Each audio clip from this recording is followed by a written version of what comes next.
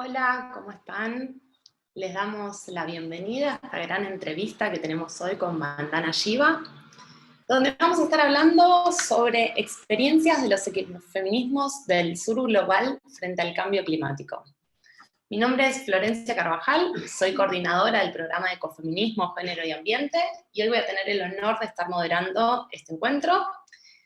Les cuento para quienes aún no nos conocen, EcoHouse es una organización civil sin fines de lucro que busca promover el desarrollo sostenible a través de la educación, el voluntariado, la política y la economía. Somos un equipo de más de 700 voluntarios y voluntarias de todo el país y de hecho estamos inaugurando nuevas sedes en distintas localidades y se vienen muchas más en otros países.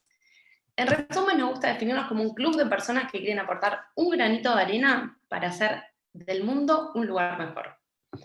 Organizamos este encuentro en el marco de la Diplomatura en Ecofeminismo de la Facultad Socioambiental de EcoHouse Global, en alianza con la carrera de Ciencias Políticas de la Universidad de Buenos Aires. Hoy tenemos una invitada de lujo muy especial, nos llena de alegría que pueda estar acá entre nosotros, Vandana Shiva.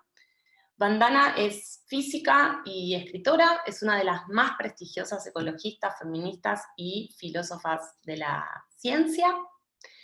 Referente internacional del activismo ecofeminista, participó del movimiento Chipko para impedir la tala de los bosques del Himalaya en una resistencia no violenta, involucrada en la lucha contra el neoliberalismo y defensora de los derechos de las mujeres agricultoras y del cuidado de la biodiversidad de las semillas. Reivindica una transformación que acaba con el cambio climático, la desigualdad, la injusticia, las guerras y el hambre. Hola Vandana, bienvenida, gracias por estar acá, es un honor poder contar con tu presencia. No sé si quieres saludar o decir algo antes de que arranquemos. Vamos a probar primero a ver si nos estamos viendo bien con las cámaras. Well, thank you very much. And I look forward... Muchas gracias. Estoy muy ansiosa de responder todas sus preguntas. Perfecto. Bueno, entonces les cuento cómo vamos a hacer para organizarnos en la jornada de hoy. Para hacer este panel todavía aún más especial y una jornada como mucho más rica, lo que hicimos fue invitar a 5 referentes del activismo socioambiental en Argentina, que van a entrevistarla a Vandana Shiva directamente. Así que le damos la bienvenida a cada uno, a Damián Berseñazzi, Karina Vidaseca, Guillermo Folguera, Camila Herrero y Soledad Barruti. La dinámica del encuentro va a ser la siguiente. Cada invitado tendrá unos minutos iniciales para contar brevemente su trabajo y la línea de investigación y hacerle una pregunta a Vandana. Vandana va a ir respondiendo estas 6 preguntas de los representantes y finalmente la vamos a invitar a que nos diga algunas palabras. Les recordamos que en este conversatorio quedará subido al canal de YouTube de EcoHouse por si quieren volver a verlo o a compartirlo. Ahora sí, hecha la introducción, vamos a ponernos en tema. Estamos desarrollando esta actividad en el marco de una crisis climática y ecológica mundial, que también implica una crisis de los cuidados. Por eso, hoy vamos a estar haciendo foco en las experiencias territoriales de los ecofeminismos del sur global, para ver cómo abordar estas crisis. Le voy a dar la palabra al primer invitado, Damián Berseñazzi. Damián es médico, especialista en medicina legal, es profesor de salud pública y salud socioambiental de las universidades de Rosario y Chaco. Es miembro del colectivo que sostiene el Instituto de Salud Socioambiental de la Facultad de Ciencias Médicas de Rosario.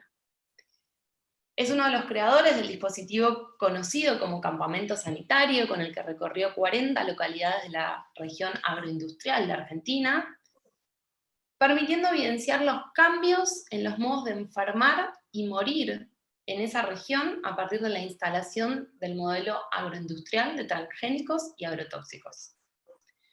Los resultados de ese trabajo fueron presentados por él ante el Tribunal Internacional Monsanto, realizado en La Haya en el 2016. La pregunta para Vandana fue elaborada colectivamente por quienes integran el Instituto de Salud Socioambiental. Así que le damos la bienvenida a Damián. Gracias, Damián, por estar acá. Hola, buenos días, muchas gracias por la invitación. Buen día, Vandana. Un honor para nosotros estar en este conversatorio. Y la pregunta sería teniendo en cuenta que cuando predomina la enfermedad, lo que se pierde es la libertad.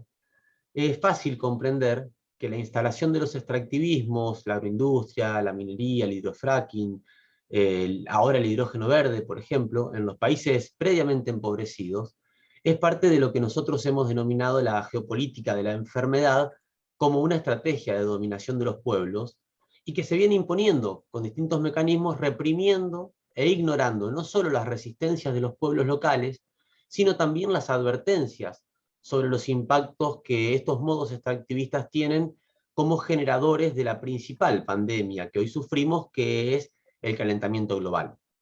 Los mismos que pretendieron y pretenden apropiarse de las semillas son quienes están detrás de los procesos de domesticación de nuestros cuerpos y de hegemonización de las políticas de atención de las enfermedades. Usted ha dicho con razón que la experiencia humana en alimentación es una experiencia de mujeres. Si pensamos en las prácticas de cuidado de la salud y de la vida, podríamos decir algo similar.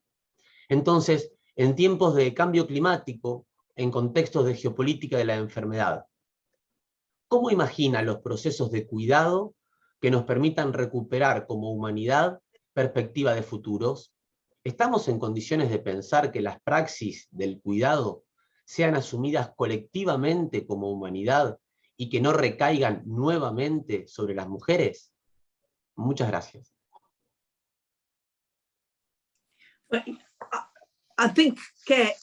Bueno, yo creo que los cuidados sin duda es un atributo humano. Lo que pasa es que cuando el colonialismo y la neoliberalización ocurrió, se empezó a como tomar parte, estas empezaron a tomar parte de nuestra vida para servir a esta máquina de generar ganancias, para generar justamente esta geopolítica de la enfermedad.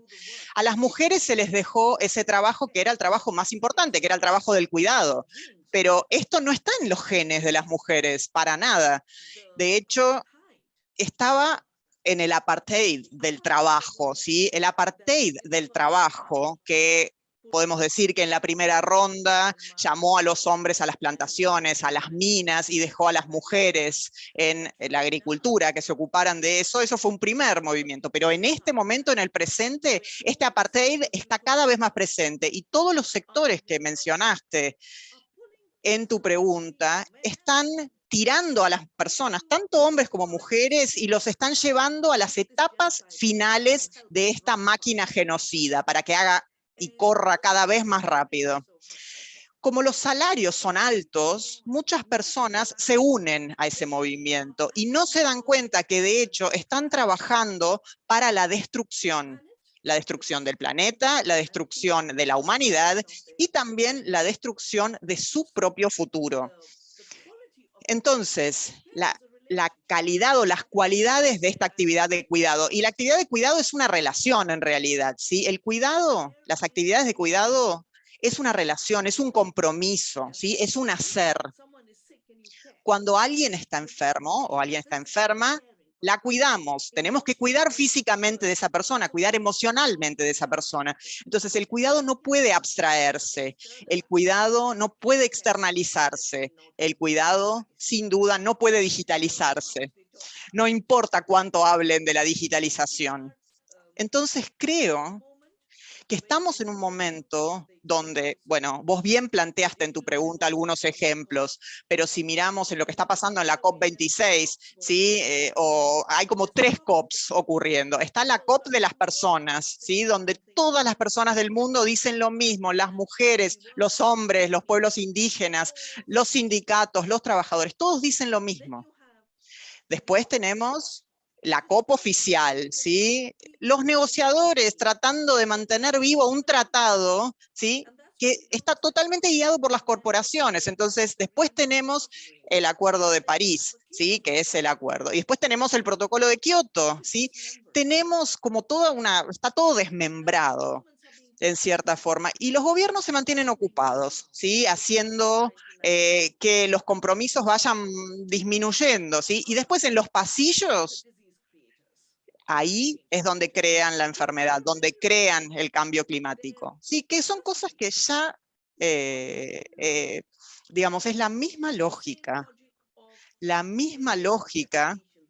la división, la separación, la misma lógica de extracción, la misma lógica de aprovechar de estos recursos. O sea, primero hacemos dinero externalizando la contaminación y después decimos, ahora nos vamos a ocupar de la contaminación, porque estamos transformando esto en un mercado. Puede ser el mercado de aprovechar los sumideros de carbono, los bosques, o alterar aún más el planeta con todo esto del almacenamiento y la captura de carbono, o incluso los alimentos falsos, los alimentos que no existen. Me resulta fascinante que tan solo hace algunos meses uno de los patriarcas más importantes escribió esto: ¿cómo evitar el desastre climático? ¿Sí? Él tenía todo, incluyó todo, hasta la comida falsa. Y todas las grandes agencias, las instituciones financieras, los McKinsey del mundo, ya tienen todas las ecuaciones en su lugar y están liberando sus fórmulas. Pero los negociadores se quedan toda la noche despiertos para tratar de salvar algo que ya no se puede salvar.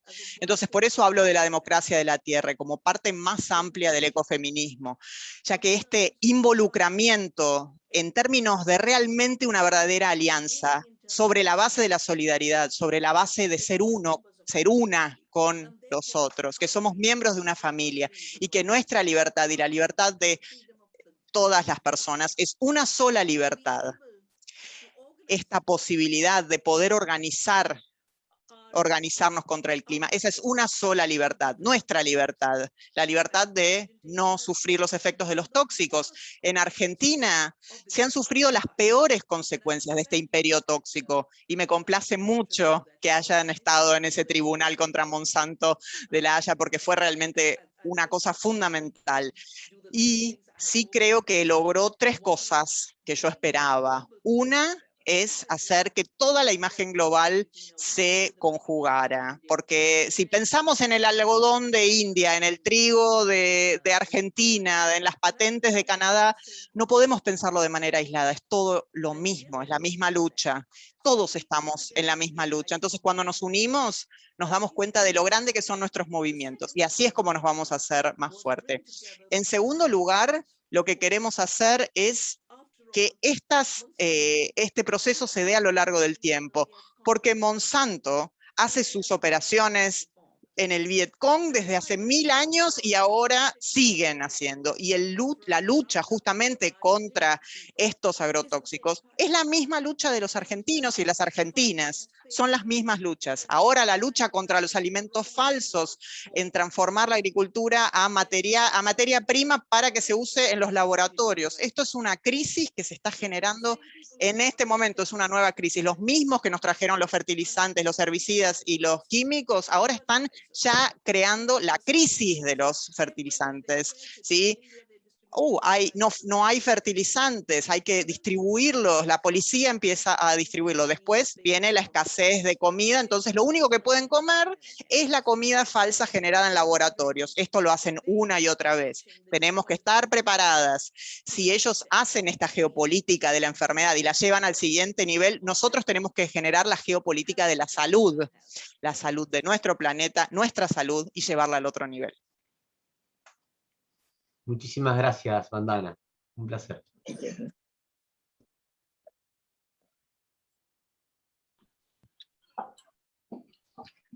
Muchas gracias, Damián, muchas gracias, Vandana, por sus intervenciones.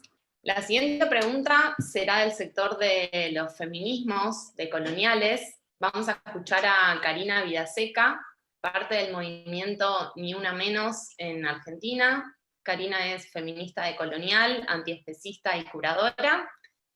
Actualmente dirige una investigación que se llama Tramas del artivismo frente al ecocidio, abordando la apropiación de semillas y el patentamiento de empresas y las resistencias de los agricultores frente a la expansión de la soja, el extractivismo minero en la Patagonia y de litio en el norte de Argentina. Además, es autora de numerosos libros y artículos. Bienvenida, Karina. Te dejo con Vandana para que puedas hacerle la pregunta. Muchas gracias, un placer estar con Vandana Shiva, creo que es un regalo de la vida. Mis preguntas van dirigidas en dos sentidos. En un sentido, La pregunta es, ¿cómo es posible articular las tramas de las prácticas artísticas de las mujeres y disidencias frente al ecocidio en un diálogo feminista desde el sur? La segunda pregunta es más conceptual y está vinculada a las teorías marxistas. Confirmaron que el capitalismo requirió de una fuera, las colonias, por ejemplo, para reproducirse y acumular más capital. En este momento, ¿dónde se ubica ese afuera, entre comillas, en este tiempo de ecocidio y feminicidio?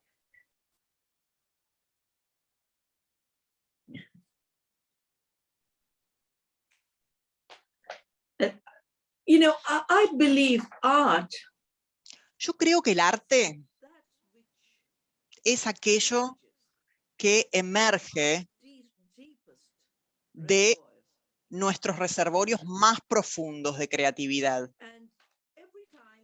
Y cada vez que ha habido una amenaza, esta expresión se intensifica. Estamos presenciando la peor de las amenazas, y es que el planeta está enfrentando estas amenazas. Es la primera amenaza colectiva. Tenemos los genocidios individuales de países en particular, pero a través de las mismas fuerzas.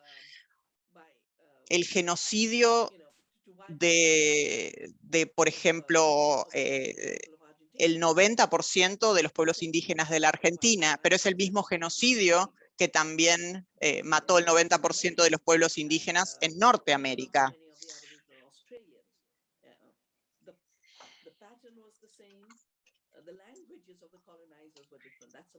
Simplemente cambiaban los idiomas de los colonizadores, pero la mentalidad era la misma.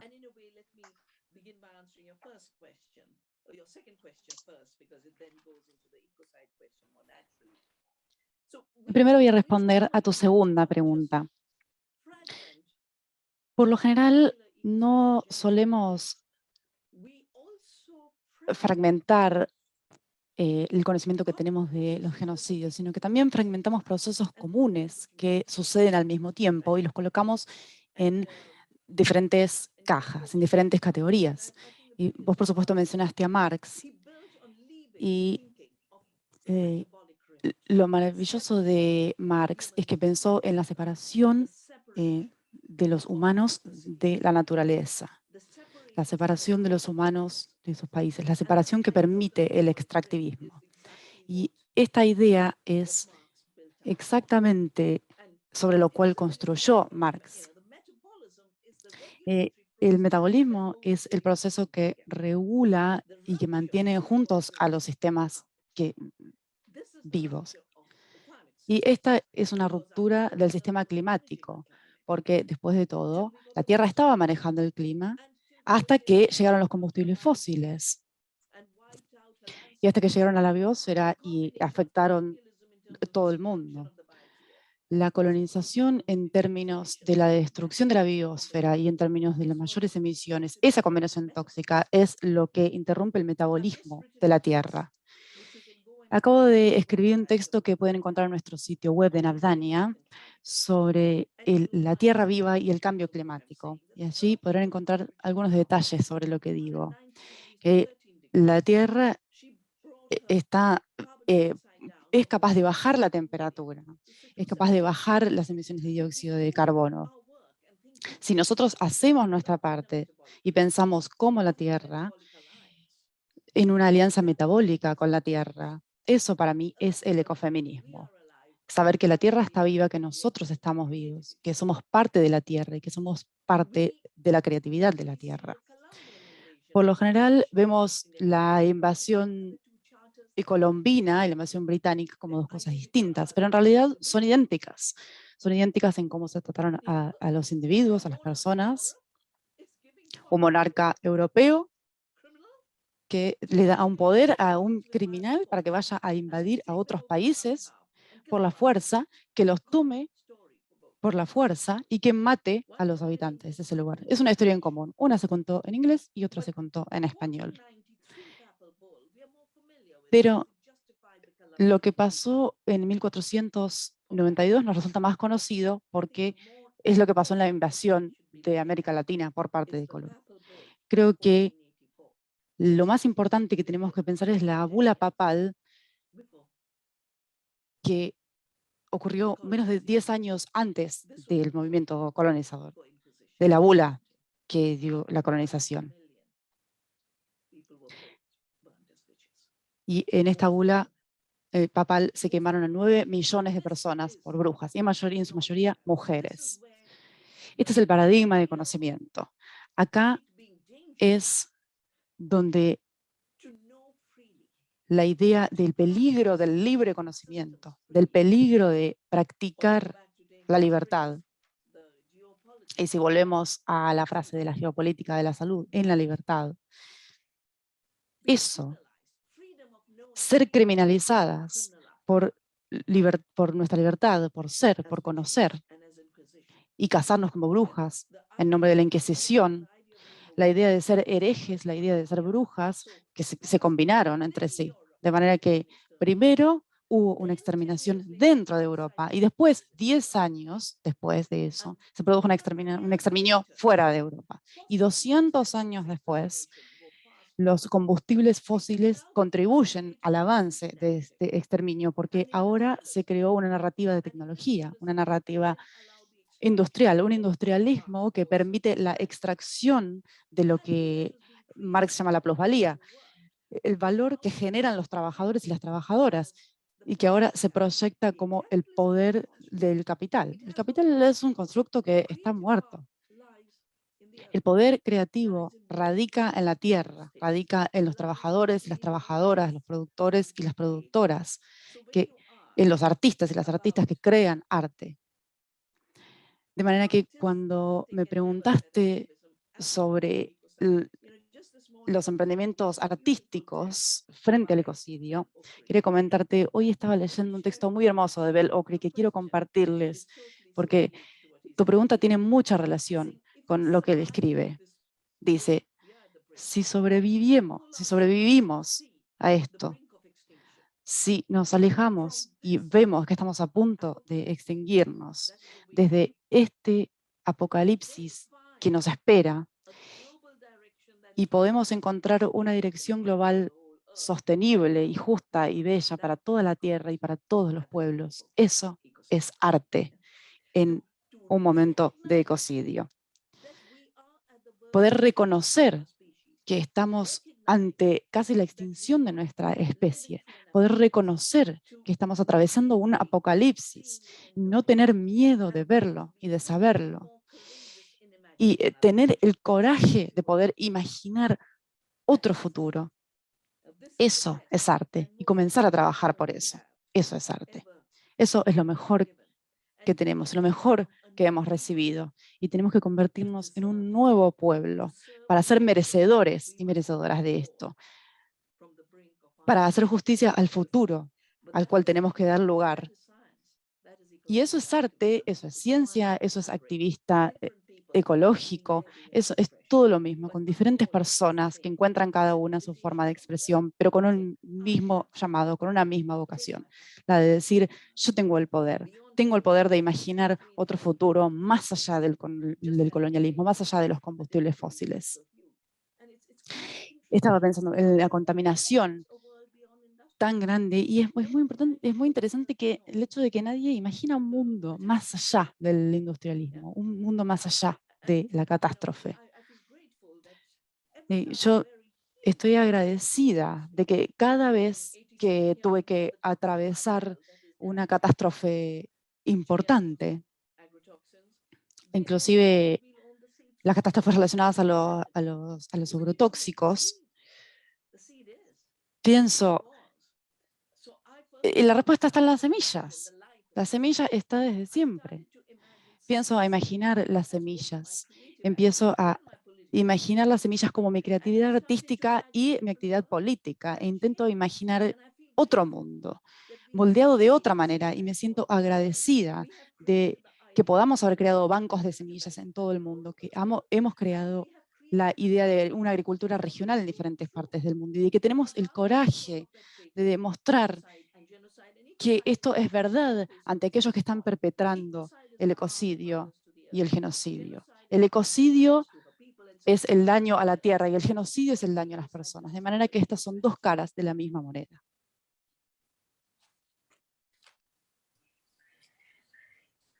Muchísimas gracias, Vandana. Somos vida, somos trama, las mujeres somos ese tejido, ¿no?, que permite cicatrizar la herida colonial, sin dudas. Muchísimas gracias por tus palabras, un placer. Gracias, Karina, vos también, y Vandana, gracias. Vamos a ir con la próxima pregunta, a cargo de Guillermo Folguera. Te cuento, Vandana, que Guillermo es biólogo, filósofo, actualmente se desempeña como investigador de CONICET y es profesor de la UBA. Está vinculado hace más de 2 décadas con las problemáticas socioambientales de nuestra región. También forma parte del grupo de filosofía de la biología, en el que abordan numerosas problemáticas ambientales y sociales.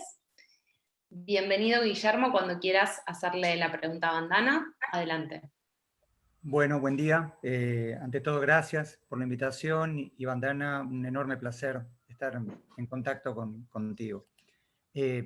Hace bastante tiempo vengo tratando de comprender el rol que están teniendo las ciencias y las tecnologías desde los poderes institucionales, el modo en el cual están vinculados con estos extractivismos que se referían antes, y de alguna manera cómo se han hecho una herramienta fundamental para, en muchos casos, acallar a tanto los saberes como la resistencia de las comunidades.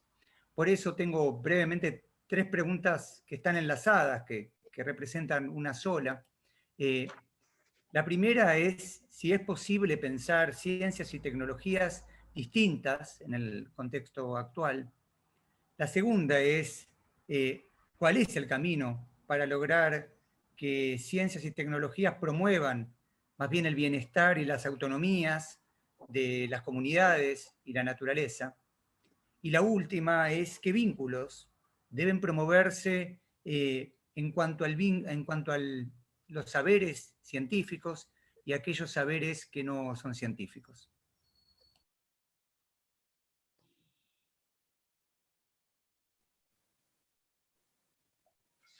Thank you.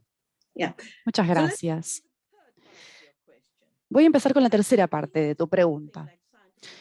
No me parece que exista el conocimiento científico y por otro lado el conocimiento no científico. La palabra ciencia viene de quiere, que es conocer. El que conoce es científico. Un agricultor es científico. Un sanador, doctor, es científico. Una persona que sufre un cáncer y que conoce el dolor que padece, esa persona conoce ese dolor y de manera que esa persona es experta en ese dolor. De manera que no existe un conocimiento científico y conocimiento no científico. Hay un espectro continuo de conocimiento. Y al igual que tenemos biodiversidad entre las especies, tenemos biodiversidad en el conocimiento. Y la biodiversidad del conocimiento, si bien nos hicieron creer que la iluminación venía por parte de la Iglesia, y se diferenció el conocimiento anterior y el nuevo conocimiento traído por la Iglesia. Eso es todo lo mismo, porque yo ya mencioné la bula papal que avaló la Inquisición. La Inquisición definía a cualquier persona que tenía un saber o un conocimiento diferente, de manera que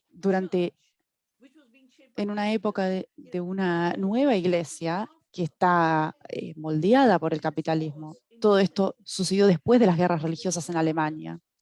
Y fueron los alemanes quienes acudieron al Papa y le dijeron, y escribieron un libro para identificar brujas. Y la manera en que identificaban a las brujas era cualquier persona que se interpusiera entre el uso de la religión para generar ganancias. De manera que la religión y el mercado no eran opuestos, ya se habían combinado y ya estaban combinados en ese momento. Y hay otras personas que moldean esta jerarquía de los conocimientos y moldean la justificación del colonialismo, la justificación de esta noción de que la tierra está muerta y de que las mujeres son inferiores. Esas personas eran creyentes de la iglesia, eran devotos de la iglesia.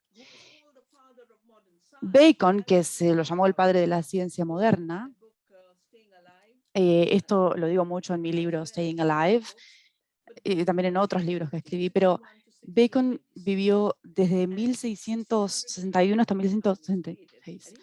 Y él fue canciller de Inglaterra y fue parte del ideólogo del colonialismo. Y también estuvo a cargo de la Inquisición. Y para él, la ciencia estaba relacionada con la Inquisición. Básicamente, vio a la naturaleza como a algo que tenía que ser esclavizado y torturado para conocer sus secretos. Habló sobre el nacimiento masculino del tiempo, destruyendo un conocimiento de la naturaleza que él definía como femenino y que era reconocer que somos uno con la naturaleza. Y en este nacimiento masculino del tiempo, él habla de un conocimiento masculino basado en la ciencia. Y dice, vengo acá para explotar la tierra y convertirla en mi esclava.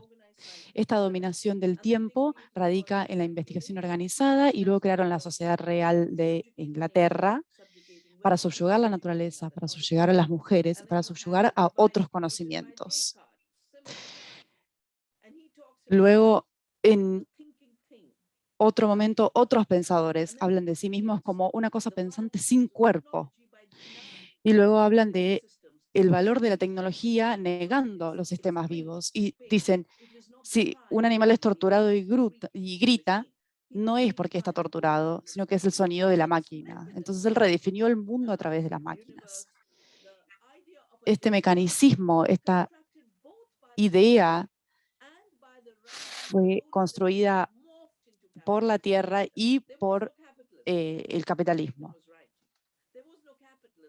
No había capitalismo cuando escribía Bacon, pero luego apareció el colonialismo y el derecho para justificar el misterio del capital como la fuerza creativa, de manera que cuando preguntas, ¿es posible imaginar otras tecnologías y ciencias? Sí, por supuesto. Todo lo que vino antes de Bacon y todas las ciencias que emergieron en el último siglo, que no están vinculadas con el extractivismo, con la generación de ganancias y con la mecanización. La disciplina en la que yo estoy capacitada es una ciencia diferente. No es una ciencia de división y de separación, sino que es una ciencia de no separación.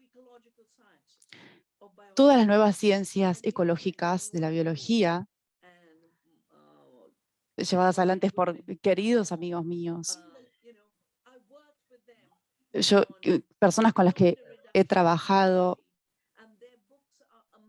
y he leído sus libros, son libros increíbles para leer. May Wan escribió un maravilloso libro sobre este tema y Brian, otro libro también muy interesante. Y estos son libros sobre una forma ecológica de conocer la biología. Son estos científicos que están llevando adelante las nuevas ciencias. Y esto es mucho más lógico que las ciencias anteriores.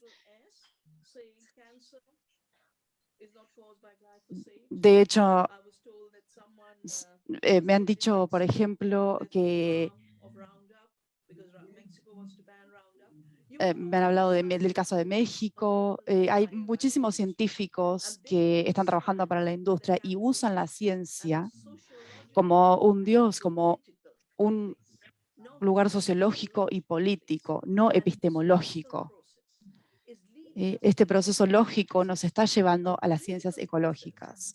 Un proceso político es un proceso acordado, un proceso de extractivismo que radica en extender la vida de un paradigma que ya está muerto de la ciencia reduccionista.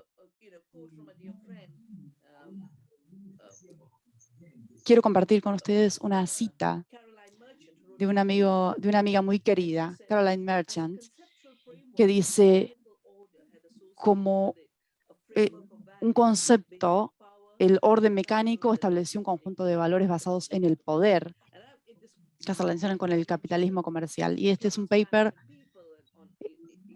que yo ya he mencionado anteriormente sobre el cambio climático, donde comprendía cuáles eran las raíces del cambio climático, pero también analizaba desde el punto de vista ecológico todas las soluciones falsas que se están eligiendo, que se están ofreciendo.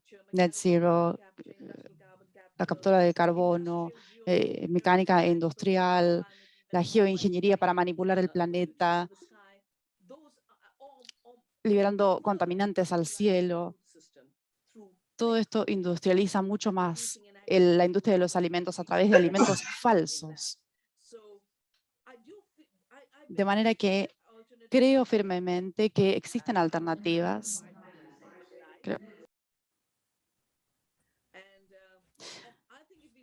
Y creo que si miramos todos los conocimientos indígenas, todos los conocimientos ecológicos que no tienen que ver con el mercado, ahí tenemos una amplia gama de conocimientos y personas como vos, por supuesto que hay un intento de colocarnos en los márgenes, pero eso era lo que era originalmente esa bula papal de la cual hablaba anteriormente.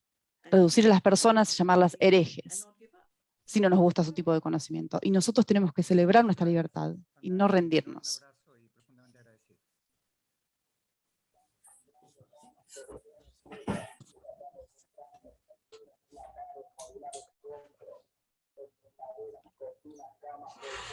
Bueno, muchísimas gracias, Vandana, por esta respuesta. Muchísimas gracias, Guillermo, también. Ahora les cuento que vamos a escuchar la pregunta de Camila Herrero. Camila es estudiante de la carrera de Ciencias Políticas de la UBA, es activista socioambiental, referente del Departamento de Investigación y Política para la Sostenibilidad de EcoHouse Global. Y Camila cuenta en representación del grupo de alumnos de la primer corte de la diplomatura de ecofeminismo, que queremos contarte, Vandana, que fue la primera diplomatura sobre esta temática en Latinoamérica y tuvo récord de inscripciones y contó con la participación de más de 20 docentes que aportaron Si querés, amor, poné con herramientas para comprender la coyuntura política entre ecologismo y feminismo, entendiendo cómo y por qué la crisis ecológica actual afecta de forma diferenciada a los seres vivos en función del género, la clase, la etnia, la especie y el lugar donde vivimos. Dicho esto, bienvenida Camila, te escuchamos.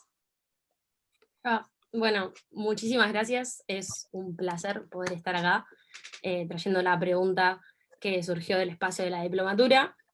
Y bueno, un poco pensando lo ambiental en un vínculo intrínseco con lo social, ¿qué estrategias te parecen, Vandana, pertinentes para una transición ecosocial en un mundo globalizado? Y quisiéramos conocer tu opinión en función de algunos de estos ejes, como la redistribución de la riqueza y de los recursos, la incidencia del modelo extractivista sobre la economía y la estabilidad política de los gobiernos, los discursos que tienen en cuenta lo ambiental desvinculado de lo social y la posibilidad de integraciones regionales.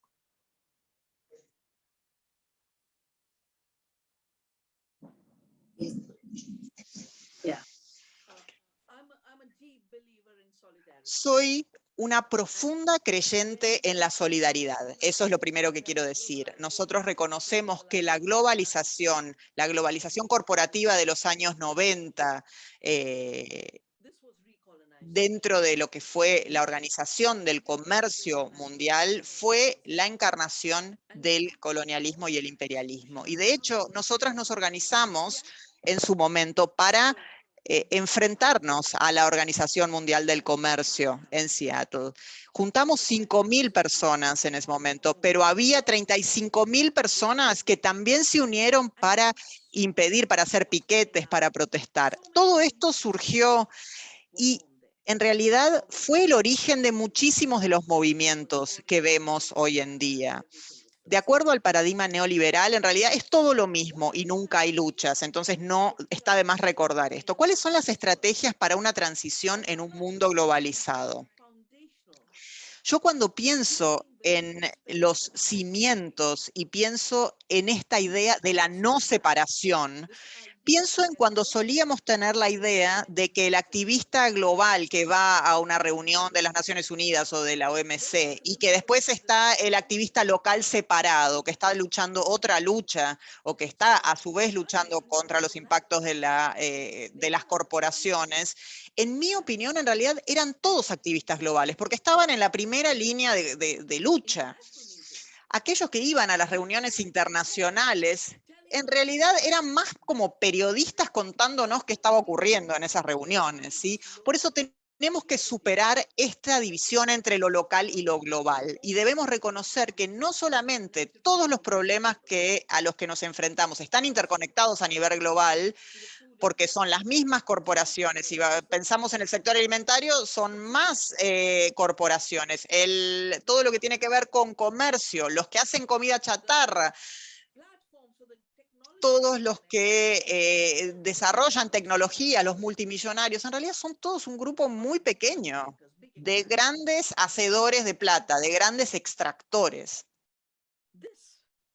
Y entonces, esto ya es nuestra conexión. Por eso, cuando me hacías la pregunta, yo pensaba, ¿en cuánta gente ya tenemos que piensa que el auto eléctrico es la solución mágica al cambio climático?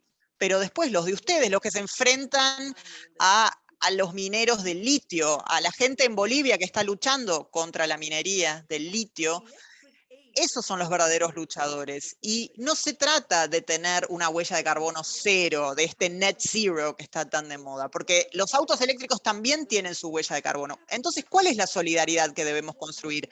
Más intercambio. Eso es lo que hicimos justamente en el Tribunal contra Monsanto. Unimos personas de todo el mundo. Y a mí me invitaron, por supuesto me invitaron a Argentina, me invitaron a África, me invitaron a Estados Unidos, digamos, para ayudar a los movimientos que están uniéndose en todo el mundo. Y en cierta forma lo que hicimos es tratar de unirlos a todos esos movimientos, contra el cambio climático y contra la extinción de las especies, contra el hambre, contra la enfermedad. Todas las personas están sufriendo el ecocidio, el genocidio, y entonces hay que empezar a encontrar formas de trascender esas polaridades, trascender esas divisiones que han sido creadas. Divisiones en nuestros lenguajes, en nuestro imaginario, en nuestras metáforas. Y tenemos que también encontrar soluciones muy locales sobre la base de los mismos principios comunes, los principios de la tierra. Las leyes de la ecología, no importa dónde estemos, en Argentina, en las montañas del Himalaya, los principios de la agroecología son los mismos. Los principios que causan enfermedades son los mismos. Los principios de lo que generan el derretimiento de los glaciares son los mismos. Las inundaciones. Y todos estos elementos están interconectados. Entonces, esto que está interconectado son justamente la nueva política y la nueva ciencia. Muchísimas gracias, un placer. Gracias, Camila. Gracias, Vandana. Ahora, Vandana, tenemos una pregunta de Soledad Barruti, que vos ya la conocés, que no pudo estar presencialmente hoy, pero no quería dejar de hacértela, así que vamos a pasar un video de ella. Para quienes no saben, Soledad es periodista y escritora, trabaja en temas vinculados a la alimentación y a la industria, en programas de radio y de televisión y en distintos medios gráficos. Es autora de Malcomidos y de Mala Leche. A ver si podemos darle play al video de Soledad.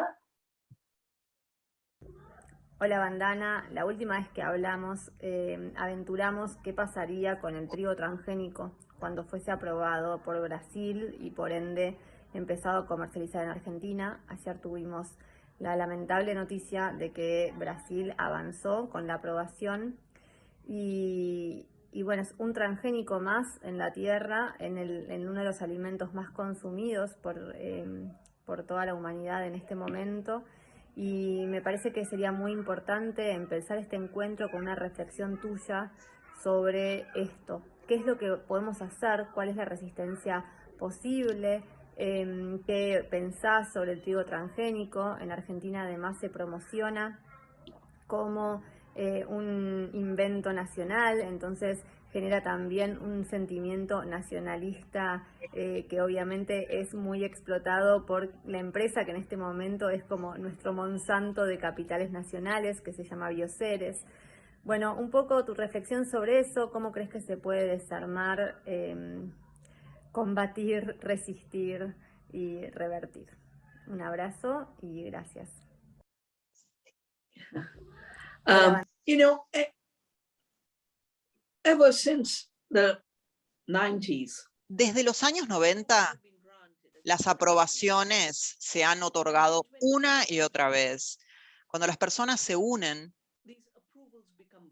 estas aprobaciones muchas veces se echan atrás. En Brasil, por lo que escuché, muchas asociaciones se niegan a que esto se aprueba. Los alimentos transgénicos, algunos no han sido aprobados en Europa y se han comenzado un trabajo con los consumidores y con los supermercados. Y voy a mencionar una acción muy simple de resistencia que se puede hacer. Todas las mujeres van al supermercado, cargan sus carritos con productos y luego dicen, dame una garantía que esto no tiene ingredientes OGM. Entonces, obviamente van a buscar el supervisor y obviamente se arma una cola enorme y se genera como una disrupción ahí en esa acción del supermercado. Necesitamos este tipo de acción disruptiva. Pienso, por ejemplo, en una solidaridad entre Brasil y Argentina primero. Luego, una solidaridad entre los productores y los consumidores para resistir. Pero diría, sean creativos. Yo los puedo ayudar. Creen una red de buenos panificadores, o sea, de panaderos que hacen buen pan, por ejemplo. Porque si les explican a los consumidores que el pan va a ser un producto nocivo, lo van a entender como un daño. Yo creo que hay un glufisonato, ¿no? Creo que es un trigo resistente a un químico en particular. Y creo que aquellas personas que ya han sufrido las consecuencias de los alimentos transgénicos se tienen que juntar con aquellos que cultivan el trigo, para que no lo vean como una amenaza, sino que no lo vean como una innovación, justamente, sino como una amenaza. Parte de lo que tenemos que hacer hoy, y esto realmente lo siento muy fuertemente, creo que la salud del planeta y nuestra salud debe ser la coordenada principal de la política alimentaria.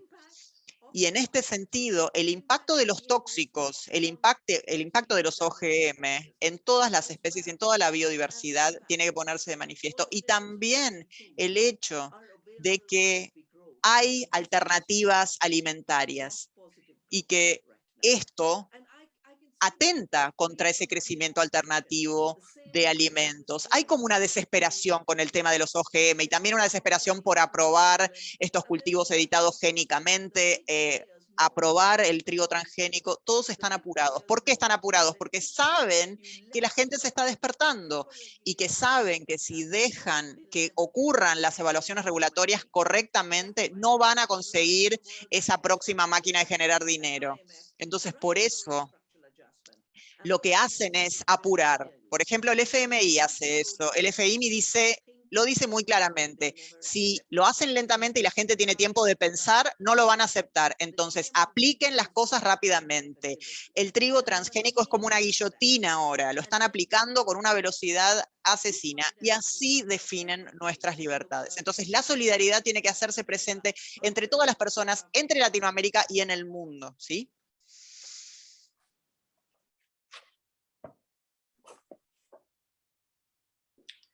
Gracias, Vandana. No me voy a cansar de decirte gracias. Thank you. Ahora sí, Thank you very estamos- much. ya estamos sobre la hora. Sin duda nos quedaríamos conversando y profundizando todo el día, pero no queríamos dejar de agradecer a todos y a todas por estos aportes. Es muy enriquecedor este encuentro, poder abordar un cruce en la mirada feminista y ambientalista del sur global. Para cerrar, queríamos agradecer especialmente tu presencia, Vandana, que es un honor, tu disponibilidad, tu respeto, tu compromiso, y por supuesto también agradecerles a los entrevistadores que estuvieron acá acompañándonos hoy, a Soledad, a Damián, a Guillermo, a Karina y a Camila, a la carrera de Ciencias Políticas de la UBA, a Red Editorial y a las dos intérpretes que tuvimos de lujo, a Catalina Saraceno y Samantha Livenson, y también a los estudiantes de la diplomatura que no solo eligieron la experiencia académica de formarse en ecofeminismo, sino también que están hoy acá acompañándonos. Así que, bueno, no sé si para el cierre querés dejarnos algún mensaje, alguna palabra, Vandana, que quieras compartir o simplemente despedirte. Well, you know, my message to you is, Bueno, el mensaje que les quiero dejar en realidad es que se tienen que sentir muy agradecidas de estar en Latinoamérica. Porque yo hago charlas en todas partes del mundo, ¿no? Y hay una vitalidad en Latinoamérica que falta en otras partes del mundo. Celébrenlo. Ejerzan ese rol de liderazgo en esta transición. Gracias. Muchísimas gracias a vos. Ahora sí, ya sobre la hora, nos vamos con el corazón lleno de emociones y con mucho para procesar y para reflexionar. Así como este van a haber otros conversatorios y encuentros en el futuro, así que quédense siguiéndonos en las redes para tener novedades y poder participar. Y les recordamos que este evento va a quedar subido en el canal de YouTube de Ecohouse Global. Esperamos que este encuentro sea el puntapié de un abordaje integral de transición y de sinergias de experiencias del sur global, un diálogo entre diferentes bloques involucrados para lograr sociedades más justas y sostenibles. Nos vemos la próxima. Gracias, Vandana. Gracias a todos. thank you. Que tengan un hermoso fin de semana.